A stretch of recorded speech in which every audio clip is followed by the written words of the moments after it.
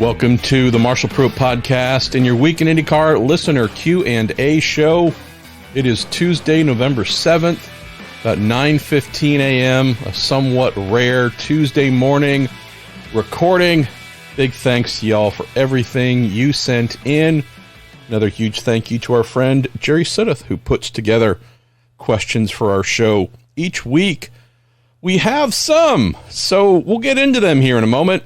Before we do that, gotta admit, I don't know if I'm waking up to the same things y'all are waking up to, but with a lot of madness going on in the world right now, sure is seemingly hard to read the news, look at anything on social media, wherever it is, just to wake up and not be punched in the face with something or multiple things where you go, that is dreadful. That is depressing.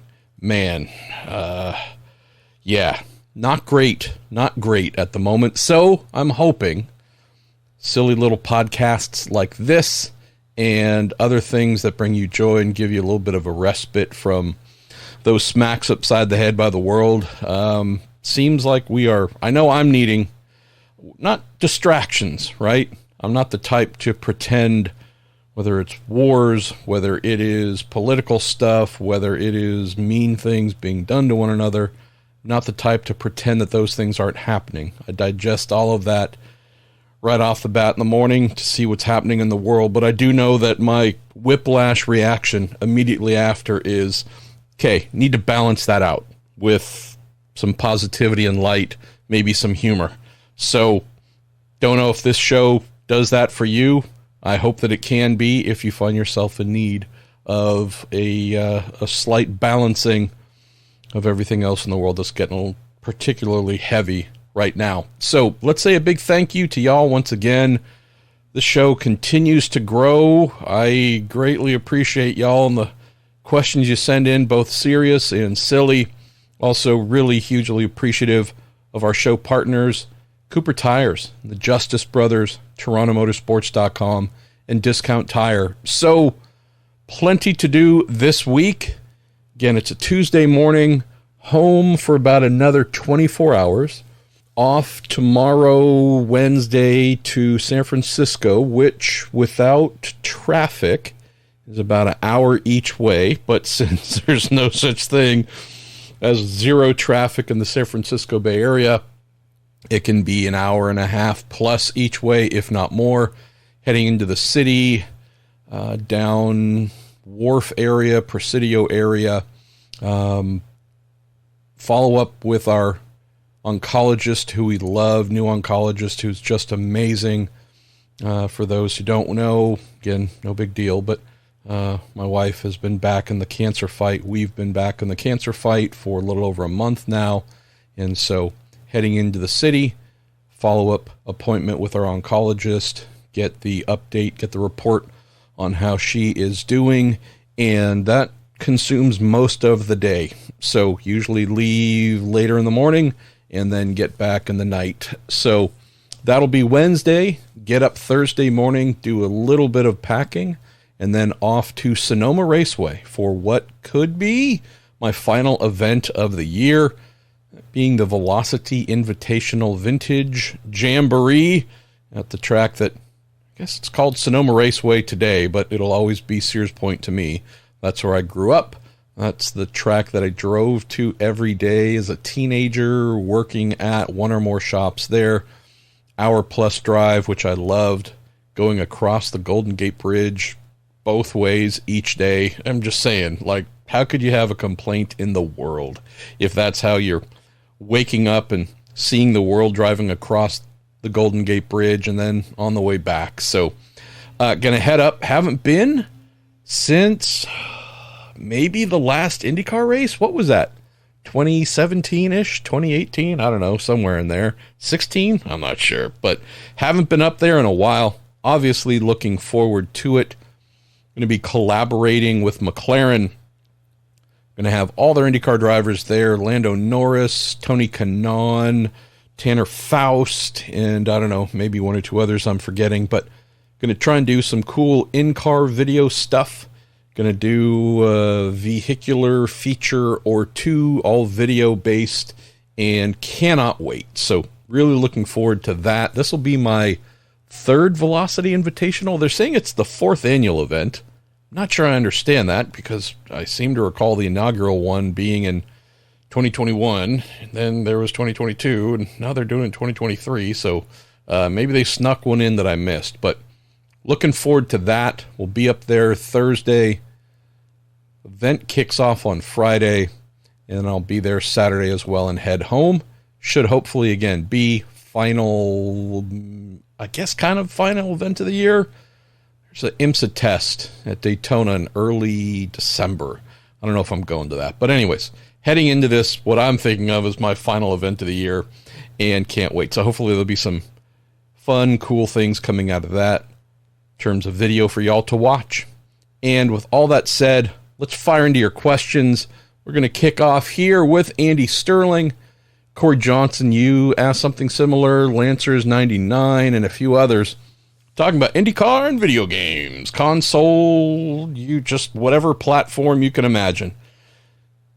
Question here from Andy is, IndyCar agreed to exclusive gaming rights with a distressed company while forfeiting its likeness, the largest motorsport gaming platform in iRacing, only to now have questions as to whether said game will ever see the light of day. Out of touch with youth and poor choices? Yeah, this was bad from the start. This was something that was called out as, what are y'all doing? This is not going to work. This is not going to ever reach completion from the moment it was announced. Now, did folks know that for sure? No. Speculation, of course, but from a reputation standpoint, IndyCar's chosen gaming vendor, this was, I think, in June or July of 2021 when this was announced, its chosen gaming vendor, not exactly steeped in awesomeness, reputational glory, or anything else that would just bring extreme comfort and confidence that all was going to go well, all was going to reach the market and become real. And since this announcement, seemingly everybody who said it ain't happening, y'all, more and more indicators that it ain't happening have come through. And so we've had NASCAR recently in October say, hey, yeah, thanks, we're going to go a separate way, aligned with iRacing, a new product or products coming with iRacing in 2025. On Monday, Toka, which owns the amazing British Touring Car Championship, one of the great long-standing video games, Toka said, hey, we're done. We're out, taking back our license. Don't foresee anything ever happening here with the game we agreed to and that actually being produced. And so, having been alerted to that, I think first by our friend Ed Joris, who sends in questions quite frequently, and many others, reached out to IndyCar CEO, Penske Entertainment CEO Mark Miles, said, hey, I'm sure you've been beaten upside the head today with folks saying, yet another indicator that the IndyCar game ain't never going to launch. Any thoughts or updates? Mark told me he had been alerted to this in the morning as well by Alex Damron, head of communications at the Indianapolis Motor Speedway, and gave what was a pretty familiar answer in recent months, that being, we're monitoring, we're gathering information, et cetera, you know, we're aware of what's going on there. And yeah, when he and I spoke about this the last time, I think it was in the week between Portland and Laguna Seca IndyCar finale. So what that would have been first week of September. Mark gave me kind of the same answer. Again, I didn't expect him to have anything new or any major revelations late yesterday when he rang back. Did say, though, hey, a couple months ago when we spoke about this, I asked for a timeline on when IndyCar would make a decision, and he said by the end of the year. I asked, has that changed? Or is that still in place in light of this latest development? Things that would all just fall in the category of no confidence, right? And he said no. Nothing has been pushed back timeline-wise to make a decision. Would expect for IndyCar to make a final call as to whether it is going forward with motorsport games or not before the end of the year. So that was yesterday. At least for what I am reading on the world's number one unsullied, always accurate source of information, that being social media. I've had a couple of kind folks point me towards, let's see, a note here being shared, and I am just sharing this without having done any kind of investigation to confirm its accuracy. That's not doubting the person, just saying, look, y'all, chasing this down as something I'm going to spend hours doing just ain't it.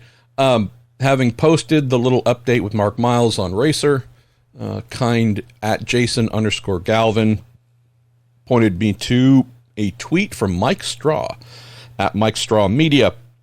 Says, in an update to my story on the IndyCar game, the entirety of the IndyCar development team has been laid off at Motorsports Games.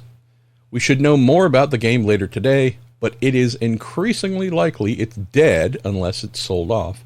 There's a earnings report call, something along those lines, meant to happen today with Motorsport / Motorsport Games. So, are we ever going to have it? I would say it sure seems like that's not something we're going to expect to happen with IndyCar's chosen gaming vendor. So, with NASCAR having said we're abandoning ship and going to iRacing, would I be surprised if we read about IndyCar engages with iRacing to do game? And since we know NASCAR has parted ways and has set a 2025 timeline for their next game done with iRacing, I don't know if they were to align themselves with iRacing, if I would expect anything to arrive from that relationship before the NASCAR game. So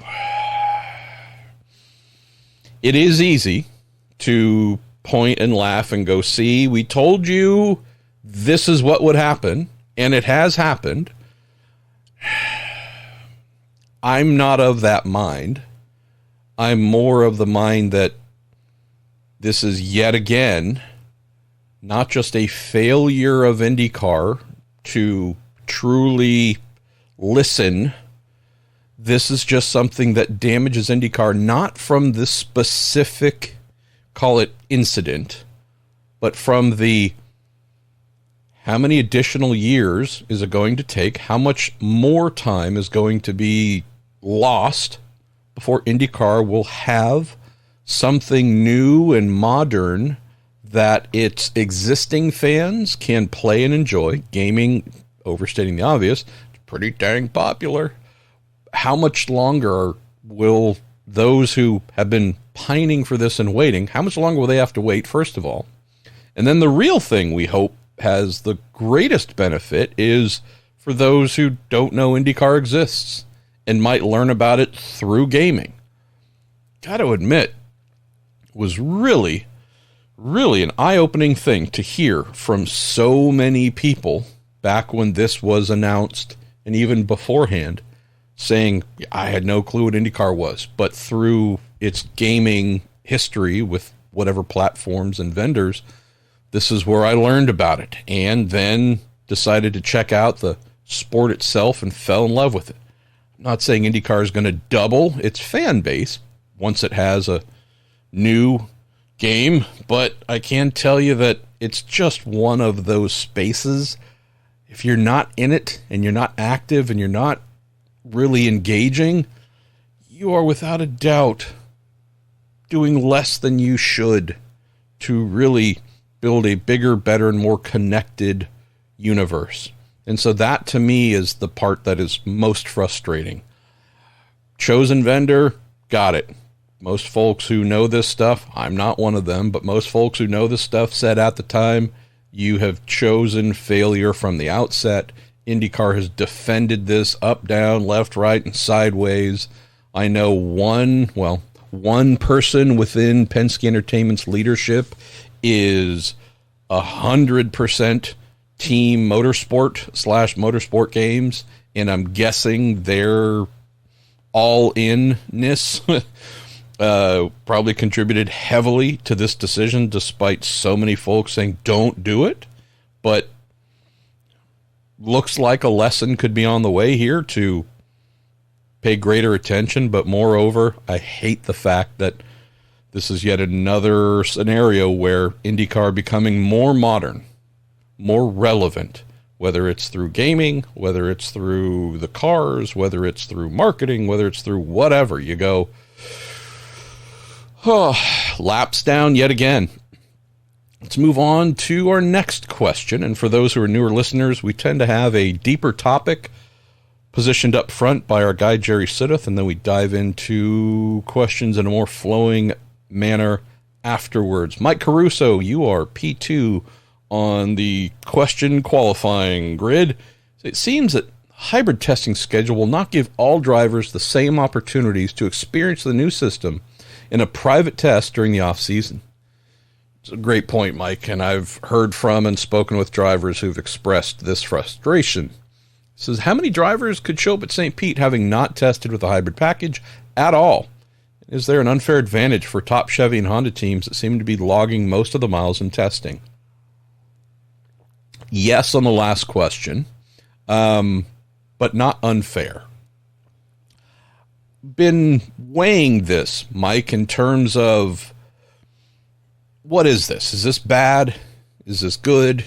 Is this neutral? In terms of the Penske's, Andretti's, McLaren's, and Ganassi's have done all of the hybrid testing on behalf of their manufacturer, be it Chevy or Honda.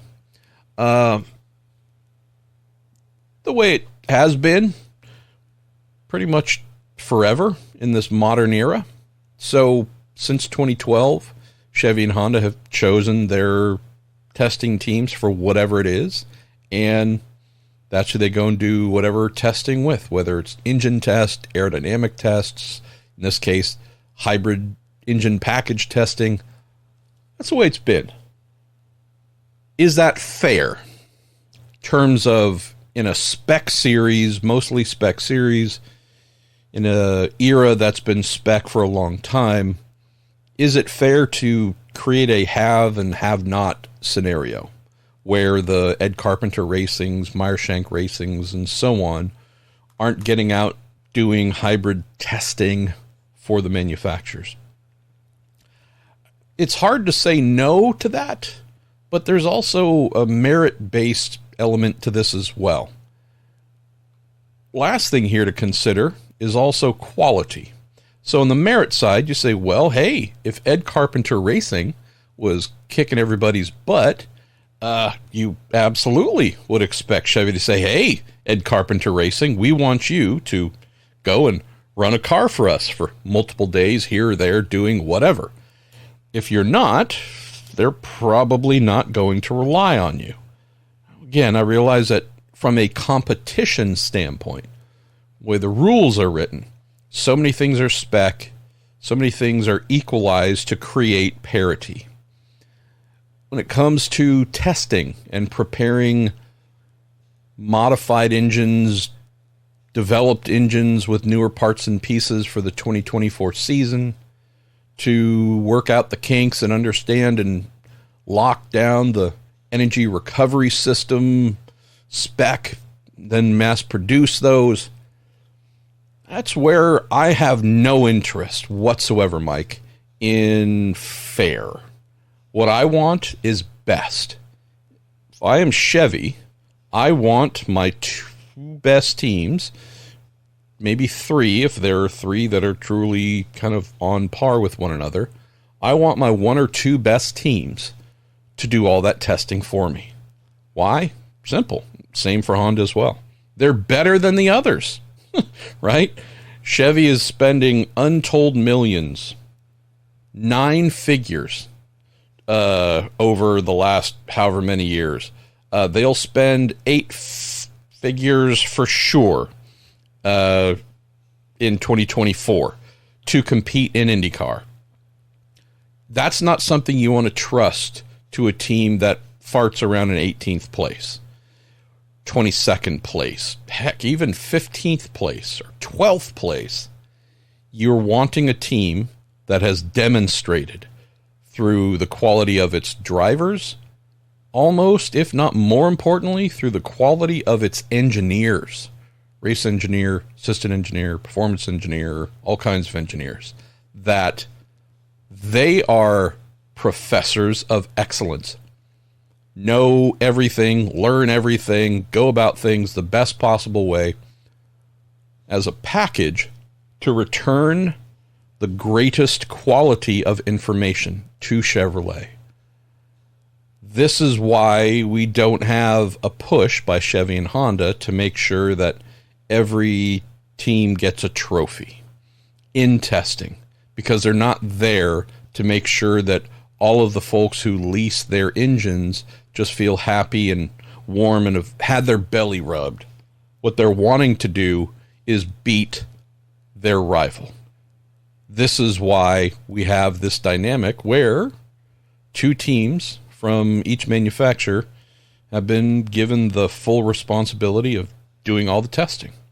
And knowing the bigger picture here, that this is about studying, preparing, making the best possible scenario for yourself to go out and win big races and the championship next season. You're not going to rely on a team that either has drivers who are inferior to the best or race engineers who are second tier, third tier compared to the best to then get less than amazing feedback, data, and so on to develop your overall hybrid engine package. So that's why I don't see this as an unfair advantage, because you have to take this out of the context of 17 race, whatever, full season competition. If we look, though, at what happens when we get into that full season, go to St. Pete, without a doubt, there will be drivers. Scott Dixon's one of them, Will Power's another, who've done a heck of a bunch of the hybrid testing. Granted, those two maybe more of those big miles completed early, right? So would there been developments on the engine side for both brands and tweaks and adjustments and improvements to the energy recovery systems? Yes. So maybe they don't have a mass of miles in the final spec for 2024, but they will at least have a lot of mileage and have a really good idea, really good understanding, Mike, of the entire package that they'll be driving. More so than Agustin Canapino or Stingray Robb or Devlin DeFrancesco, or name some of the others, who Renus VK, who just not been put to work by the manufacturers. There will be private testing once all of the teams receive their own energy recovery systems. Still need to work out with IndyCar what the testing plan is going to be, right? It should be a little bit more than usual, so that they can go wherever they end up going and learn on their own. So this isn't a case, and shouldn't be a case, where there are any drivers getting to St. Pete having not driven a 2024 spec hybrid IndyCar. That should not happen at all. There's no reason I can think of for that to happen. The exact testing plan, though, how many days of testing will be allowed, I still need to get that part mapped out by IndyCar. And also the exact delivery time. I know that there's been a stated goal of trying to get one system to each team by December. I mean, that's only a couple weeks away, but more to follow on this. But stuff like this, just keep in mind, this testing that's going on has nothing to do with making sure that a midfield or tail end team is in great shape. It's about Chevy trying to beat the heck out of Honda and vice versa, and using the best and sharpest tools to accomplish that. Peter Carlson, how are you doing, Peter? You got a bunch of great questions here. Will the Romain Grosjean+Juncos Hollinger Racing, quote, marriage make it to the halfway mark of the 2024 season before things get really ugly there too? I do. I think we not only make it to the halfway mark, I'm going to go out on a limb of positivity here and say that this relationship turns out to be the most amazing and surprising thing that none of us would have thought would have worked. Why? Because they know going in that they have the potential for a nuclear explosion. We know for sure this is something that Ricardo's aware of, Romain is aware of. I would also say, I think Romain is fully aware of the fact that came in with Dale Coyne Racing, did some really good and impressive things with a midfield team as a rookie. Got a call to come and join one of IndyCar's biggest teams, one of the traditional big three, as it's been called for a couple decades, that being Andretti Autosport, now Andretti Global, along with Chip Ganassi Racing and Team Penske. Got the call to join one of the big three, got there and didn't really go well, right? Finished 13th in the championship 2 years in a row. There was great potential, and that potential was never fully realized. It also had a lot of blow-ups, a lot of small nuclear bombs went off.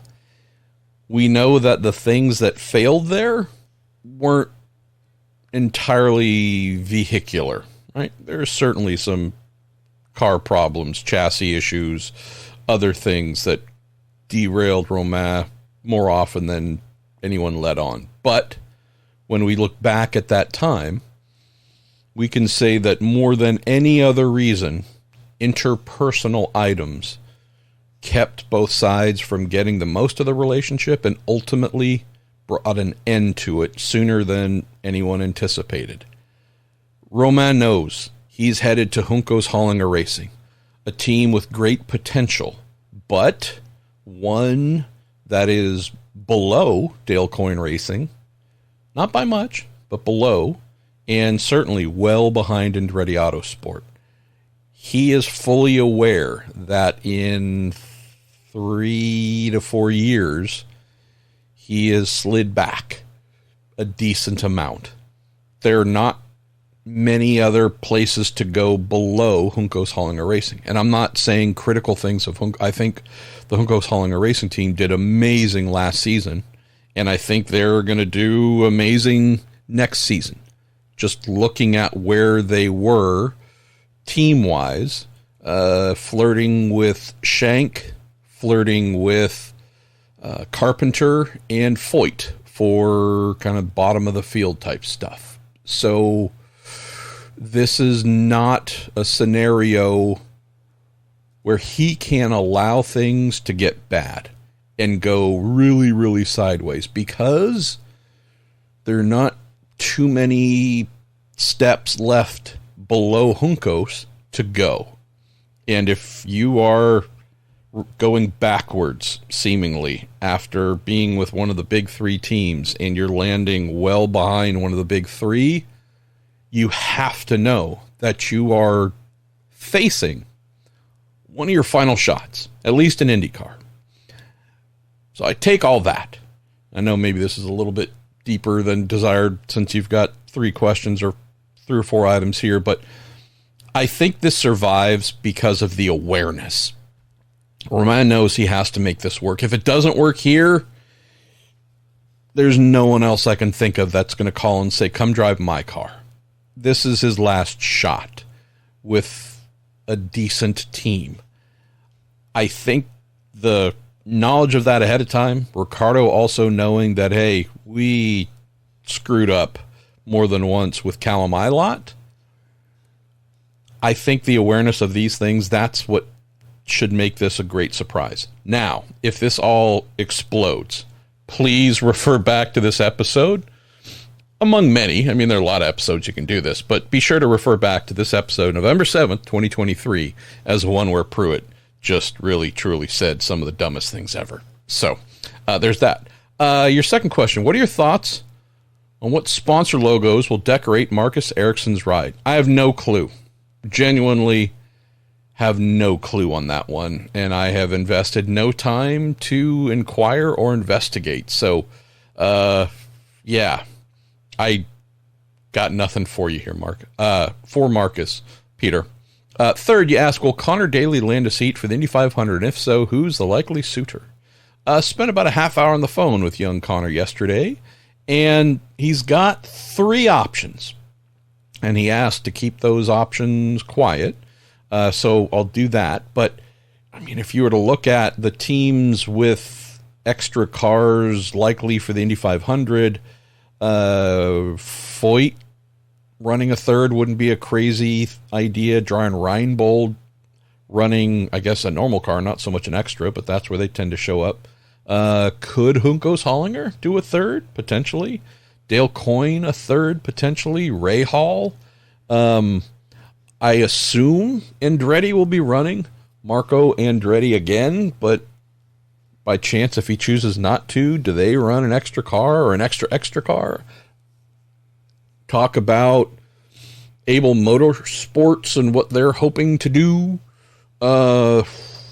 It seems like there's a half dozen-ish options out there. So it's great to hear from Connor that it sounds like there's potentially 3 for him to consider. And he was very, very confident he will be in a car for the 500. So that is what makes me happiest of all.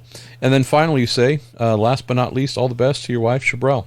Thank you, Peter. Appreciate your thoughtful multi-point questions and also the kind close. Chuck Obendorf, we're sticking with our guy, Canorius Daly. Any teams talking to Connor, or has his time come to move on?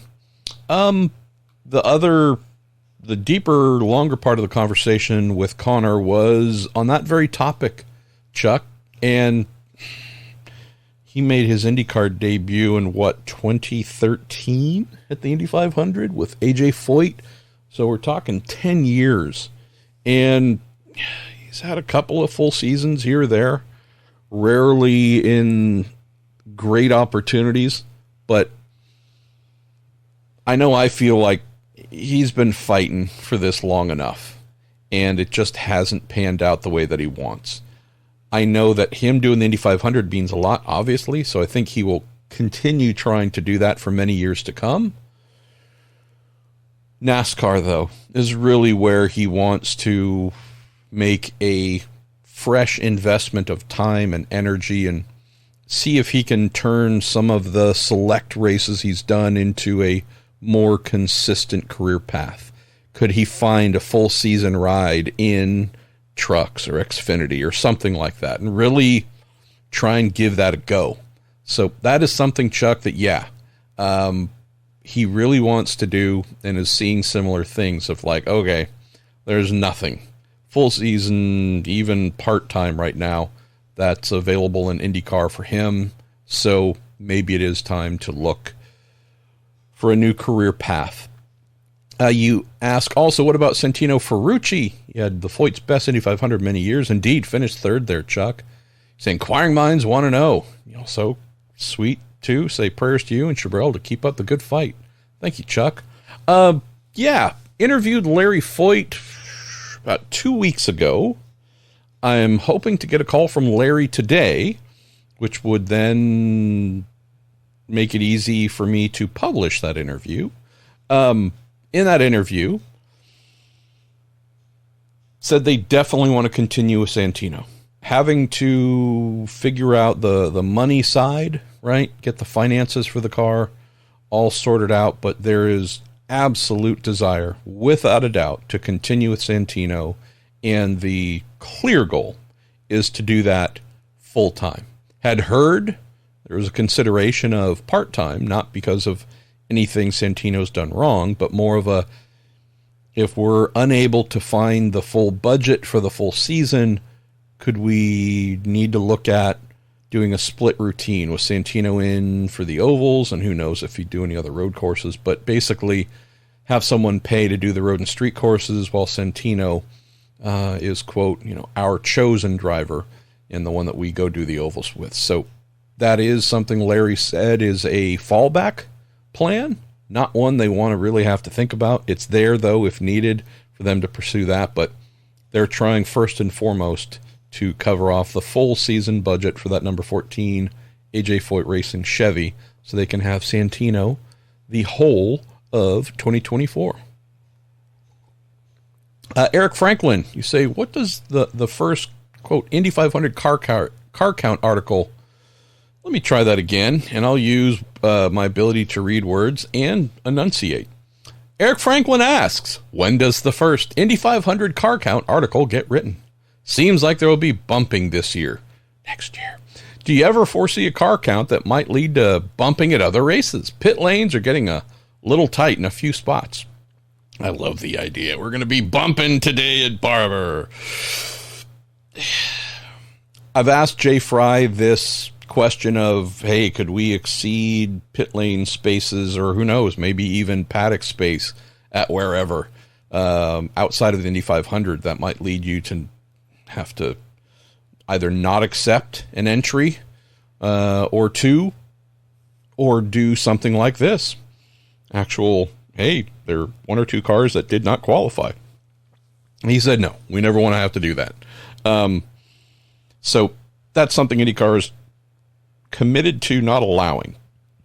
Toronto is the clear one, I think, Eric, that stands out as a, if that were to happen anywhere, due to the well-known pit lane limitations there, that could be the one. Where I think this potential issue gets managed is if we're talking about a place where we know, again, we're limited on pit boxes. If we're talking about an event where someone might want to run an extra car or two, right? I think that's really where IndyCars focus themselves. If we can be at 27, no more than 28 full-time cars, we're pretty much full up. If, for whatever reason, at Toronto or Detroit, or, again, who knows where else, a team wants to fire in an extra entry or two, this might be a case where we would say, hey, we're going to look forward to seeing you at name another track. Mid-Ohio is a great example of, they use pretty much all the space they got. I don't know if they're going to be able to jam any more cars in there. If it's a Texas, which we don't go to anymore, but if it's a Texas, you go, well, all right, we could conceivably wedge a few more, who knows how many more on pit lane. Iowa, that's not the biggest track in the world, so I don't know if we're going to jam too many more in there, but is it a circuit where we think we could squeeze one or two extra? We'll talk about it, but I think this is a issue, Eric, that IndyCar manages before we even get to the event, and who knows, we might not even hear about it. Might be more of a private communication to a team to say, hey, appreciate you wanting to do that here, but this might not be the event. Let's find another one.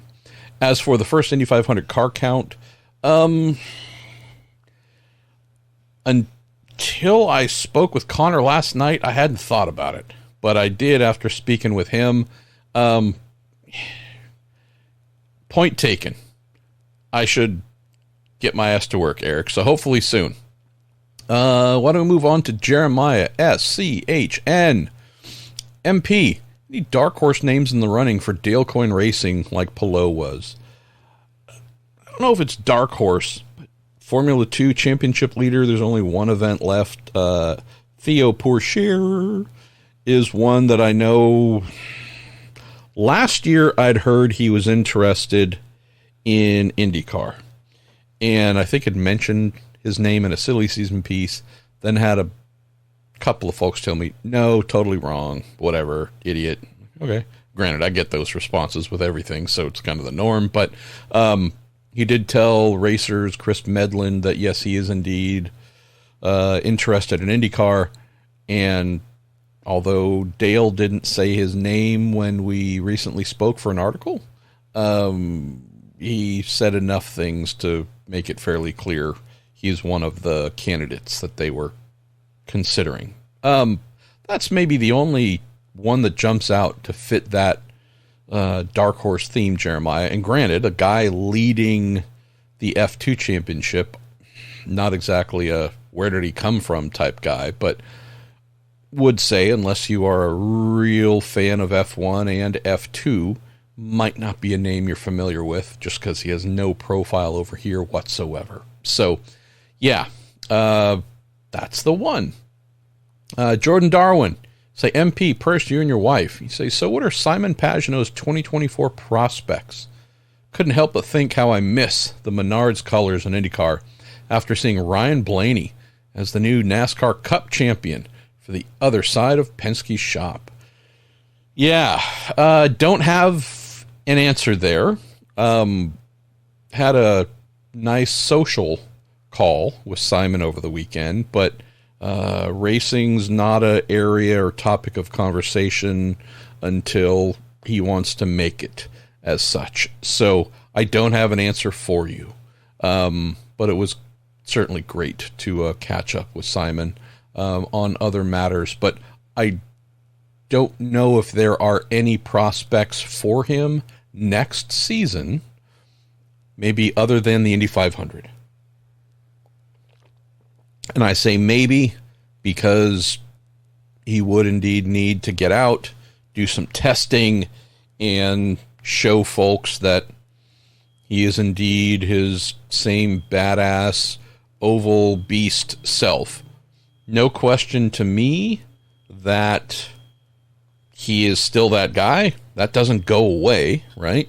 But I think, as I mentioned multiple times, last year after his crash, without a chance to get out and demonstrate to the paddock that he is good, he is fine, there's no lingering concussion effects to prohibit him from driving a race car at top speed and doing amazing things for a team.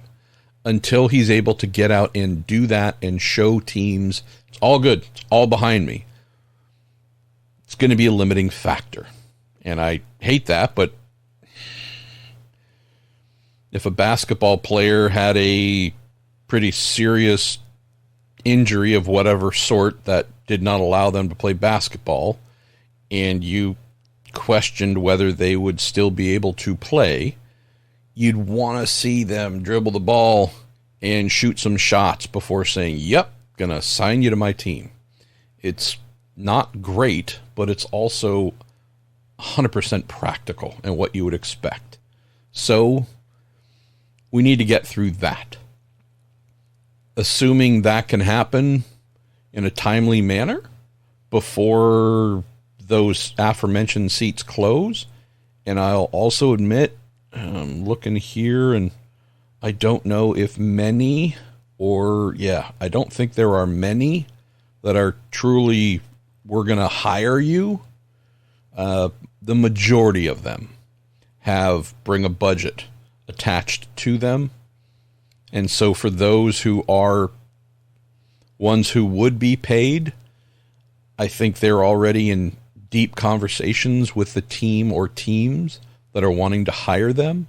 So this, again, is just the timely part of this, Jordan, where if we're going to get Simon back at the Indy 500, since all the full-time or even part-time seats are getting gobbled up pretty quickly, if we're going to have Simon back at the 500, it's not like it has to happen tomorrow in terms of getting out, testing, and being fine, but you are on the clock a bit.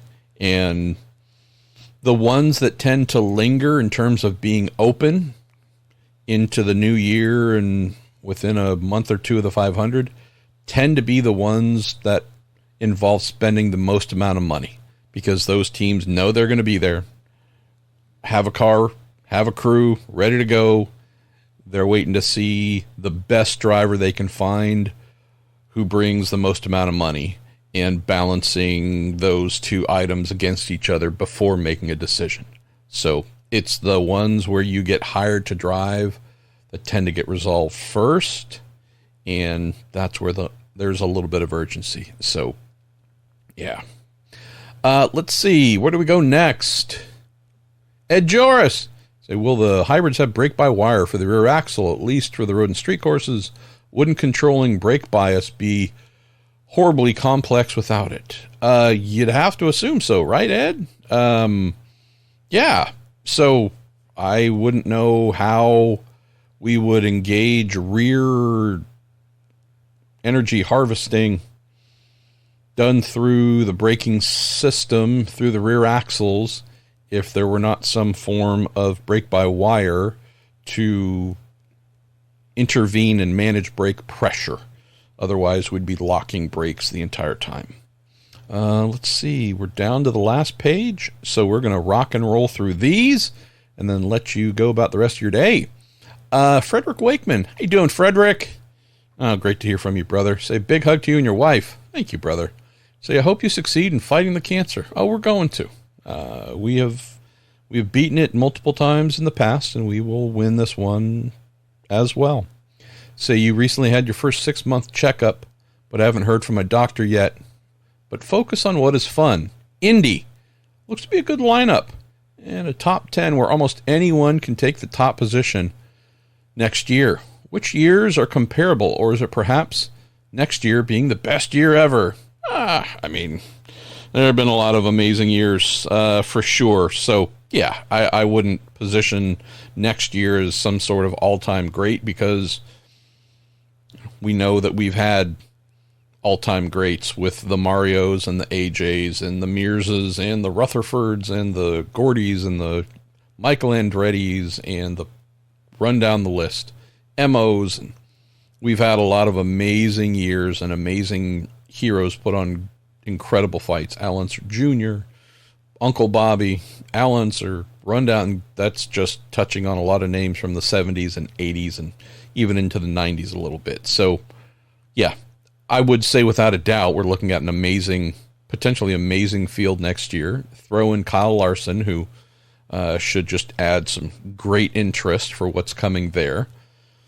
Team Penske being on their game for the first time in a while at the 500 this past May, winning the thing as well. Chevy, after getting mollywopped in 2022, coming back and being in great shape last May, I should say. A lot of great themes. So, yeah, Pato, the Arrow McLaren team being, I think, phenomenal, right? They're one to look forward to, right? Pato, we know, wow, watch out for that guy. Malukas really thrives on ovals. And then they have freaking Indy 500 winner Alexander Rossi, who's also super, super good. So I think that team should be really impressive. Alex Palou, I mean, he to me seems to be the next guy to win the Indy 500.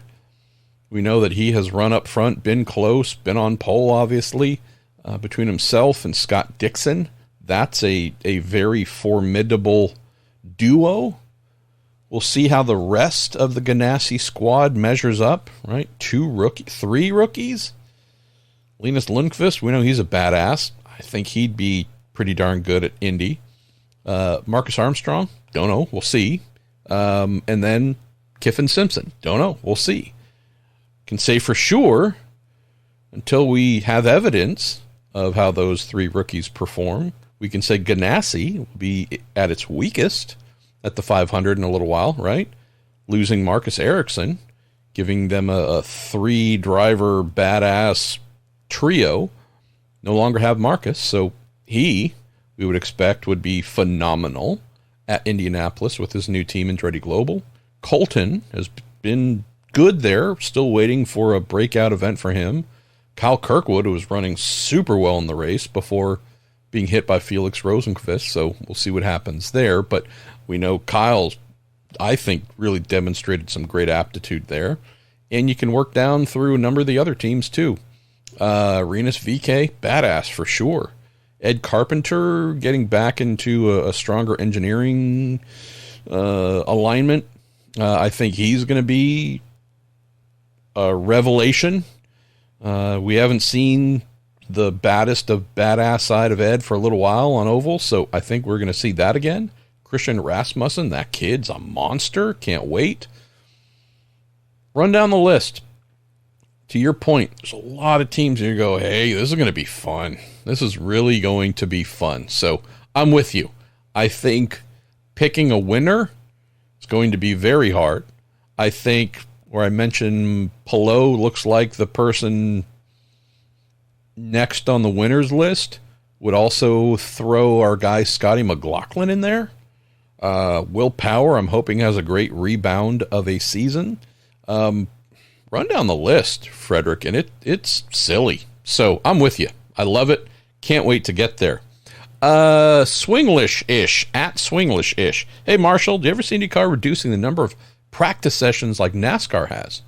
Say, if the series runs into hard times economically, would the teams ever agree to this? Or is practice too important to get rid of? Too important to get rid of. Already have complaints from teams wanting more, or have had complaints of teams wanting more practice time. They pay a pretty steep price for an annual engine lease for each entry and annual tire lease for each entry. So if hard times were happened upon, I mean, unless there was a dialing down of those leased costs, and that therefore meant fewer miles turned, fewer tire sets provided, I mean, everything would have to be downsized. If it's just taking away more track time while still paying full price for everything, yeah, that's where you have a revolt. So we're going to go ahead and try and eliminate that. But no, I think one of the things NASCAR has gone through, and this was a COVID thing, right, where they kind of said, hey, we're more or less going to go straight into the race kind of deal, or that's what it felt like. It has shifted a bit to be more about Sundays. I know that they race on Saturdays from time to time, but this has just shifted to me to be more about the race itself. I don't know if IndyCar is big enough, strong enough, popular enough to do that. They put on events where they really do intend for you at most places to be there Friday, Saturday, and Sunday. And they already at most events have turned Friday into this very weird, we do nothing all day long, and then late in the afternoon we run one session, 75 minutes, and then we go away. So that's where for these 3-day events, St. Pete, Long Beach, Barber, and so on and so forth, you end up relying really heavily on the support series. So if you're a big fan of IndyCar and you just got your tickets to Detroit or Road America and you can't wait and you get there and you load in and you're whatever, drive in, walk in Friday morning and you were ready to go, you're watching a lot of cars that are not Indy cars. And that's not necessarily a bad thing, right? Hopefully you love all the support series and USF championships and Indy NXT, or who knows, maybe it's touring cars or who knows. But I will say we're going to hold the main show, the main act, until mid to late afternoon on a Friday, run once and then go away. I'd say it's already making Fridays a bit of a non-event. So not saying we're already there with what you're talking about, but I'm saying the feeling, instead of having 2 practice sessions, one mid to late morning, one in the afternoon on Friday, to really give the feel that, hey, the big show's here and we're running hard and off we go. It's already been surrendered a bit with the COVID-inspired event schedules. So I feel like there's not too much more to take away. And if they were, I think it would hurt instead of improve the series. If they were to hit hard times,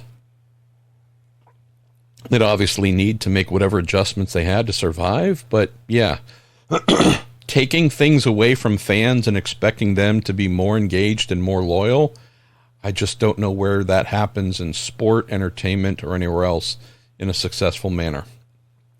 Sam Hubbard, say, MP, are there any more updates on what's in store for an additional RLL entry for Yuri Vips?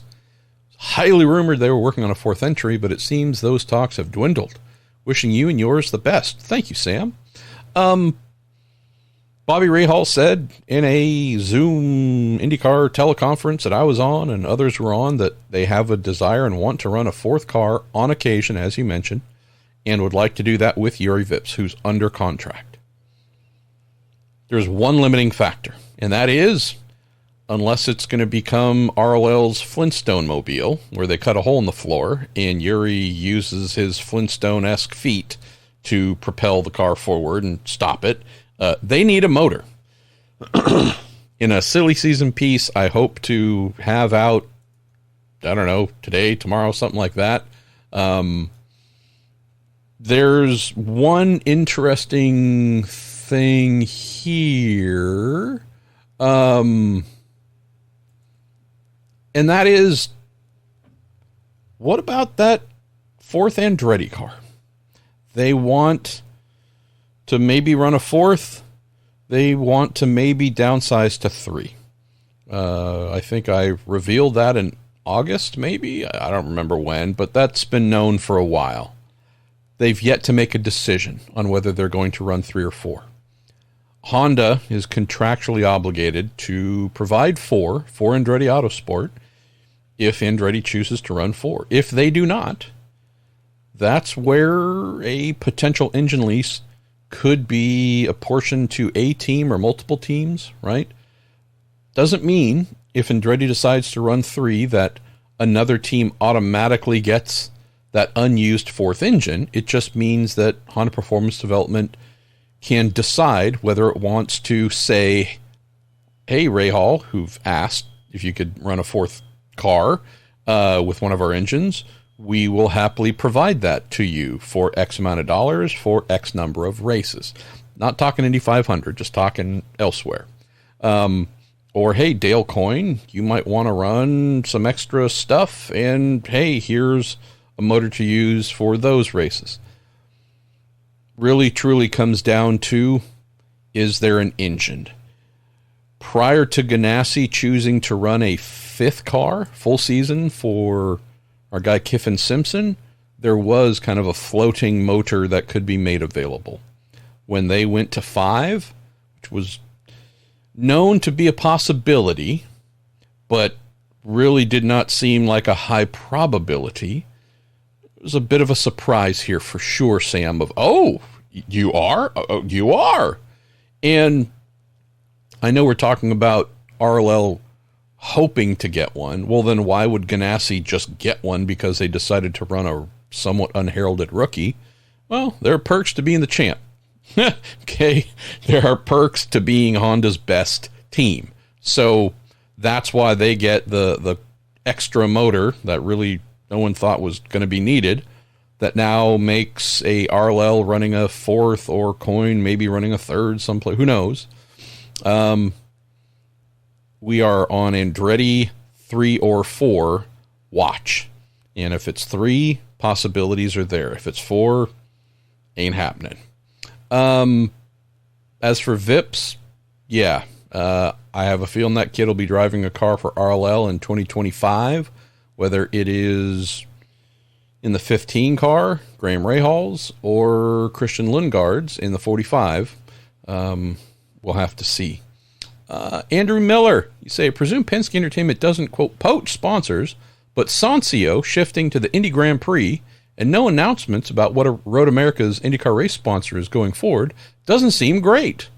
Well, I guess keep in mind that Sancio was Penske's sponsor, came to them first, or if they went and found them. Again, wouldn't know how the relationship was forged, but this is a sponsor seen on their cars first, before we saw them become an event sponsor. So my guess is this is probably a sponsor placed with the event compared to Road America going and signing a independent Sancio deal themselves. Sancio being car care products and services, something like that. You also say, I'm hoping for the Culver's Wisconsin triple header next year, serving as a title sponsor for both Road America and Milwaukee, with a bonus if a driver can win it, Elkhart and Milwaukee.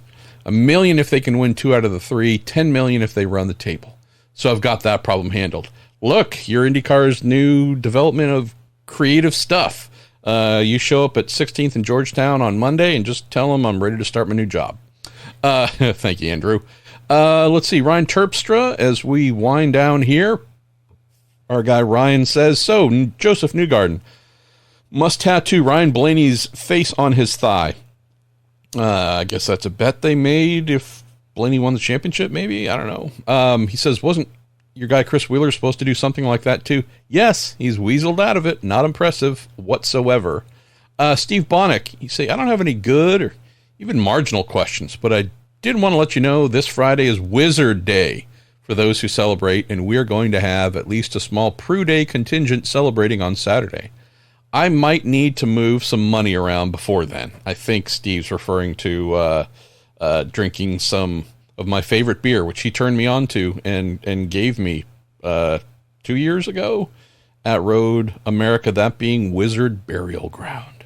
About 1,000,000% alcohol. Oh, yes. Steve gets me. My standard practice of if I can see through a beer, I won't drink it. He gets me. I like my thick, dark beers my wife refers to as my teriyaki beers.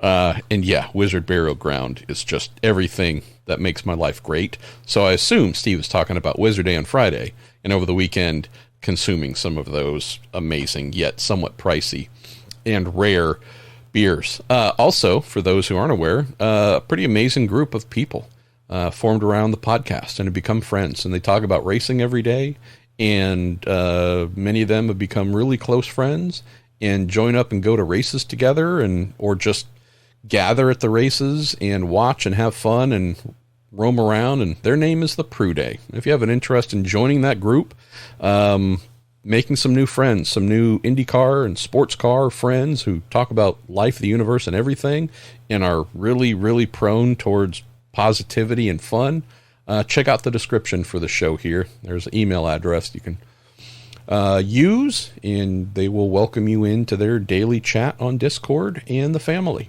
JJ Gertler. How you doing, JJ?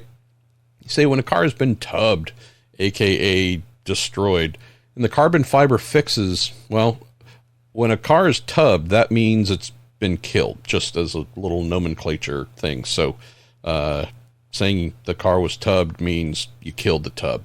But let's just go with an example of it not being tubbed and destroyed. And the carbon fiber fixes are done by a team. How do they test the monocoque to understand how stiff it is and how it is likely to behave? Or do they only find out once it's on the track? If it's a mostly cosmetic thing, right? Maybe drove over something that put a dent in the tub. That's something a team could do most likely in terms of carbon fiber repair. But if it's something where it's like, hey, this thing took a big hit, something cracked, something broke, was torn out, this is where the car is sent to, not many, but could be a Dallara for repairs, could be Aerodyne's, another one in and around Indy, where this is done by folks who are top-tier, crazy-level professionals, and you know you're going to get back a car that is just as able as it was before that big whatever damage that was done. You do a torsion test where these things will get benchmarked when they're brand new, and the traditional way of doing this is you will mount, usually it's the back of the car, right? Back of the car to a fixture that holds it rigid in the air, and you will then twist it. You will mount a twisting apparatus at the front and measure how much the tub twists, how much it deflects based on the amount of load that you place on it. So It is treating the car like a spring and twisting it, not compressing it front to back, but twisting it to see how much it deflects over a specific distance, quarter inch, whatever it might be. And this applies going back a really long time to aluminum tubs, aluminum honeycomb tubs, steel, and then again up through composites into carbon fiber. That's how they'll do that. And this is something that gets done on a semi-decent basis. Not once a week, once a month, but this is done usually at least once a year, if not more, with each chassis, because this is a way to measure its worthiness over its lifespan. And is this thing flexing more? Is it flexing now to a degree that is in a range where you go, okay, it might be time to retire this? Granted, we do have some chassis, not many, but some original 2012 Dallara DW12s still in action. So, yeah, a well-built carbon fiber tub would not necessarily become kind of a wet noodle over time, but this is something that teams would say monitor in a pretty decent frequency, because you do not want to run a car that is twisting and flexing, because not only will the handling be very poor, aerodynamics will be very poor, and it's really hard to overcome such a thing when the chassis itself has become a sagging spring. Zach Dean, say, since we're going to the off season, I have a different question. I've always wondered what generally happens to old race cars after they are retired. What does the team do with them? All depends. So frequently you say, welcome to the show car tour, and you'll find all kinds of older Indy cars. You'll even find newer Indy cars, ones that have had, following JJ's question, ones that have been tubbed, ones that have been really truly beaten up beyond repair. They will get turned into show cars. And if they've had actual tub damage, that would be visible. You know, if they had some sort of crash, whatever it was, where you go, oh, tub is dead, and it's in a visible area, there'll certainly be some cosmetic work done to pretty that up. But yeah, you often see them becoming show cars. Rarer scenario, they are sold and continue, and I guess I'm limiting myself to IndyCar because obviously there are a lot of other cars you can buy and keep running without real issue, but since we are talking about an engine lease scenario, heck, even going back to like the kart IndyCar era of the 90s and early 2000s, Dario Franchitti, I've mentioned here before, has one of his Team Cool Green Renards. All he wants is to acquire a Honda 2.65 liter turbo V8 to put in the back of it and go drive it again. Honda's not making one available. That's the issue here, where depending on the era of the car, we're sticking with IndyCars here, Zach, you could buy a retired Dallara DW12. Are you going to get a motor to run it? That's a situation that's not going to happen right now. Could it happen in the future if they go to a new formula? Maybe. The previous generation naturally aspirated V8 Indy cars, IRL cars, have seen some of those in vintage racing, and those motors, not the Hondas at the end where it was all spec Honda Performance Development V8s, but prior to that, we had production-based motors where they were built by a lot of independent tuners before we got into the full manufacturer side and everything is intellectual property that's being protected. You could have many different builders buy a short block kit, build it out, and go run it. That's what we did back in the day in the IRL. And so not a surprise that some of those IRL cars are still out running around Some converted to road course racing. Saw, I think, 2002, 2003, someone had converted, I think it was a G-Force IRL car with a Chevy Oldsmobile V8 in the back, doing road course racing with it. Keep in mind, the IRL didn't switch to a mixed oval and road racing calendar until 2005. So that was someone who truly was like, hey, I'm going to modify this oval only IndyCar to do road racing, which I thought was pretty cool. But yeah, we don't see a ton of them, but there are some that do run. But this is all pre-DW12. What's really cool is the kart era cars where there were more readily available Cosworth turbo V8s, some other V8s, even Buick V6s, which weren't like proprietary items, Zach. And so we get to see some of those run, like we did with Brian Herta's 1998 Renard. That was pretty amazing. That, getting a hold of a Ford Cosworth motor, that's what allowed him to go out and run. Darren King, you're going to close the show, I think. You're the last question above the red line of death. Say no question, but a request for a cool old cheating story. You have to have one or two. Please tell us one. You know, I was thinking about this a weekend or two ago when I was up at moving our storage facility. And it's not an on-track cheating one, because those are, I think, the most prevalent cheating stories, but it's an off-track one, which I thought of when I saw the engine cover to the 1998 Dallara IR97, I think it was called, whatever, the first Dallara IndyCar chassis.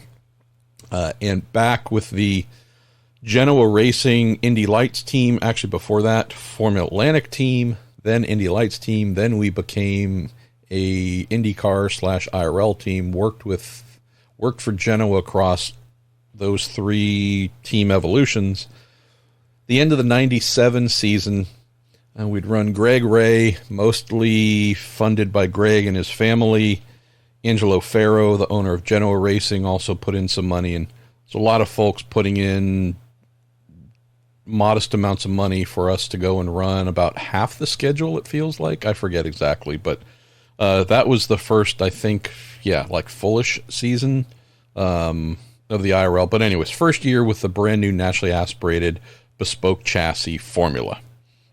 And so at the end of 97, Dallara had come up with a update package for the cars, Aero, and it was a pretty decent, sizable update. New side pods, new floor, new nose, new everything. And so having started to remove that bodywork and having to cut some pieces off the chassis, there was like a new air intake, the overhead air scoop that surrounds the roll hoop on the car. That took a little bit of effort to get off. So I was doing that, getting all this stuff going, and got the update kit. We started installing all that, and so we've got a lot of big bodywork left over from 97 that is no longer needed, right? It's not a spare to bring because it's a full 98 package that's been installed, and so team was just going to throw it all away, and I was like, well, I mean, because we didn't really have any space in our shop, which is pretty small, and so I think team co-owner Tom Knapp was like, look, if you're stupid enough to want to hold on to this, you're welcome to. I'm like, sure, why not? Who knows? It just struck me as like, hey, this is like cool body work. You know, some of this is run at the Indy 500 and been used here. Like, I don't know. Just genuinely placing all this in the dumpster didn't make any sense to me. So, borrowed a truck and a trailer and brought it up to a storage facility, and that's where it sat for all these years. So while moving this stuff around, was reminded on the engine cover, Darren, we had a sponsor at the final race named Vetro Resina. I don't remember. It was an Italian company, and I don't remember what Vetro Resina was or did. Some sort of goods. I don't know what it was, but it was a name that had been seen like in European racing in the 80s and 90s, Formula 3000 or something similar to Indy Lights, but I remember I'd seen it before, and it reminded me, oh, that's when we put a fake sponsor on the car at the final race. I feel like it might have been Las Vegas. I could be wrong, but we ran the car with Vetro Racina on it at the final race. And so all this memory came back to me of the changing of the bodywork and the saving of the bodywork, and then seeing it again recently and seeing the Vetro Racina on the engine cover, and all the stuff came flooding back. So why would we put a fake sponsor on an IndyCar at an IndyCar race, knowing that, granted, no one, I guess, could argue whether it was real or not, but it was just not, it wasn't like a Pepsi or a Duracell or Frosted Flakes, something that was super recognizable that folks might go, huh? Your little team has sponsorship from them? Nah, that's BS. It's just one of those things where it's like, oh, okay, well, the team is co-owned by Italian businessman Angelo Ferro. Vetro Racina sounds like it might be something from his general hemisphere of whatever, so no one asked about it. Well, the reason we had Vetro Racina on the car is, I believe it was Delco and GM. They were looking at other sponsorship opportunities, and they ended up going with Panther Racing in, I think it was 98. But this was a pretty decent sponsorship package that was being shopped around. I remember what the numbers were. Felt like a couple $1,000,000, but it would have meant big things for us.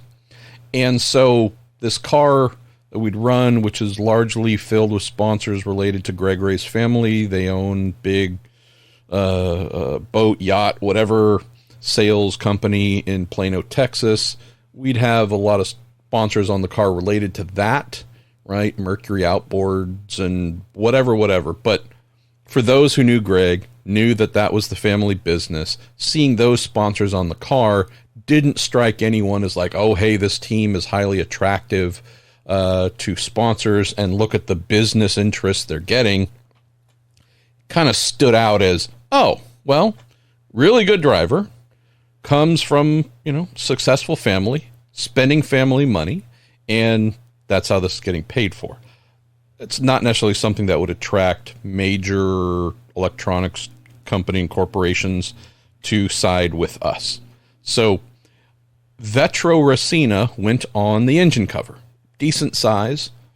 And the whole gaming of things here, Darren, was we had a meeting lined up with the folks who were shopping this sponsorship package and wanted to give the impression that there was a decent size company based on the size of the sticker put on the engine cover that was spending money with us. We were attractive to at least one company that wasn't related to Greg's family business. And so that was the reason that was on the car. But there was another thing too, which was hilarious. So for those of you who are younger, this is going to be a strange, meaningless reference, but here in the late 90s, the fax machine was the number one business communication tool. You needed to send information back and forth. Email was taking off, but if one company wanted to communicate something to another, within a business, within whatever, fax machines, this crazy thing of feeding a sheet into what looked like a printer that would then digitize and dial up the number to another business with a fax machine on the other end and print that out. It was just like magic, like teleportation of data. Well, part of the fax machine setup, so one business knew what it was receiving from another business, involved going in to the fax machine. This is not connecting this fax machine to a computer and opening up a software program where you typed in a bunch of information that programmed the fax.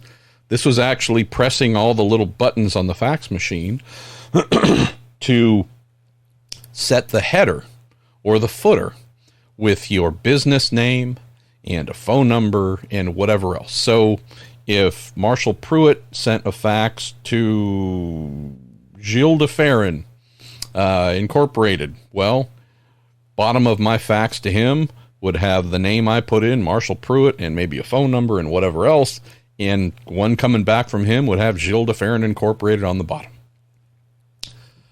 Our driver, Greg Ray, the day before this meeting with Delco and whatever and all the big sponsor package that ended up going to Panther Racing, remember Greg from Texas flying into our shop in Northern California right by Sonoma Raceway, and saying, hey, where's like an electronics store or a whatever store nearby? I need to go right now. And I'm like, oh, okay. So I remember if we hopped in his rental car and hopped in my car. I think we hopped in mine, drove over to like a Target or a Best Buy or a something and bought a fax machine. Now, Genoa Racing in the office where he was sitting already had one.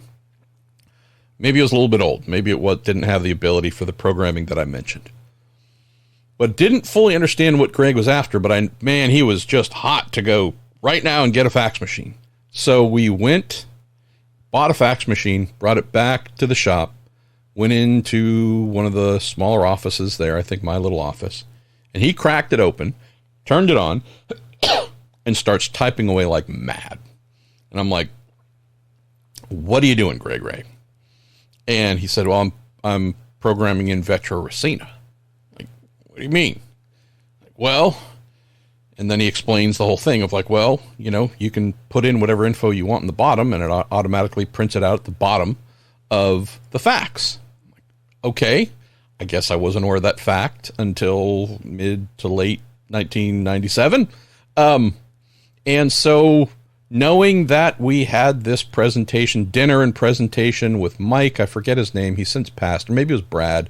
I apologize. He's since passed. Really good guy.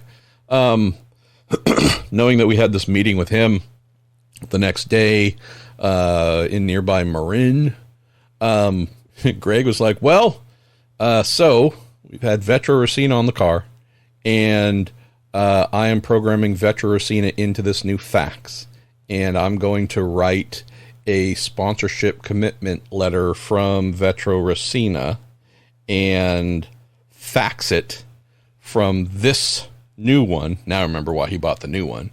This fax machine to Genoa's fax machine. And I think it was for like $1.5 million.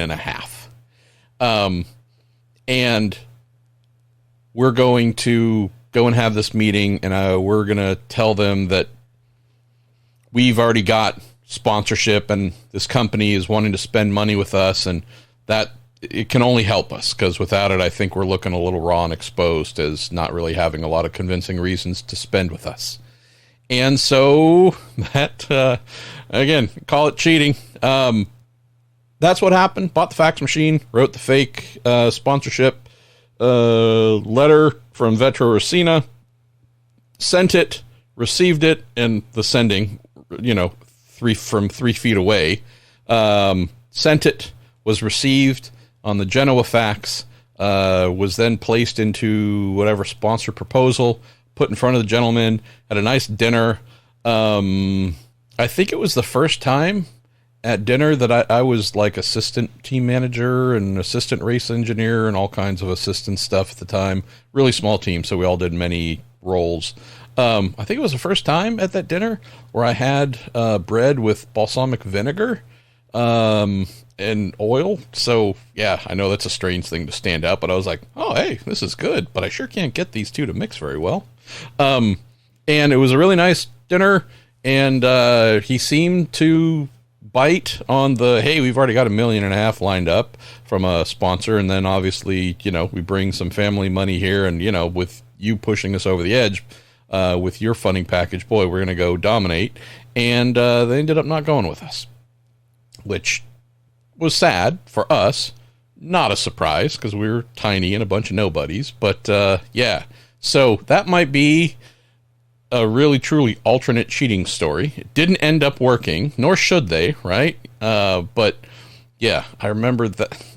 I'll put that in an autobiography one day, maybe, because it was just one of those, like, man, of all the angles, I had never thought of the fake fax but not just, anyone could type up a fake letter and send it via fax, but the actual going and buying a fax machine, putting in Vetrosina's name and contact info in the automated footer or whatever that would print out so it looked 100% authentic. I'm like, man, this is some high-level strategery here. I think that's our show, y'all. We've got a lot of questions that are similar. Kurt Pose, you got one here that isn't similar. So you've covered how many junior open-wheel drivers are turning to sports cars to get more seat time. Do you know of any that are trying to bolster their oval experience with other series? Do the limitations for that on the road to Indy? So wishing the best for y'all from a rainy Portland. No, I do have a bit of a testing story or opinion column here to come soon, Kurt, on Racer, so that might be one to check out.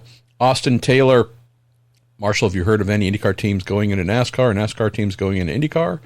Yeah, we know Michael Andretti is trying to get into NASCAR, if not already started that process, and we know that Rick Hendrick is teaming with Arrow McLaren next year, or currently, but on track actual race, their first will be next year with Kyle Larson. And we do know that Mr. Hendrick seems to have a growing interest in IndyCar, so who knows if that could develop into something more than just one race in the future. All right, y'all, that's our show. Thank you, as always, for everything you sent in, to our guy, Jerry Sudduth, for assembling them, and to our partners at Cooper Tires, the Justice Brothers, TorontoMotorsports.com, and Discount Tire. We'll speak to you very soon.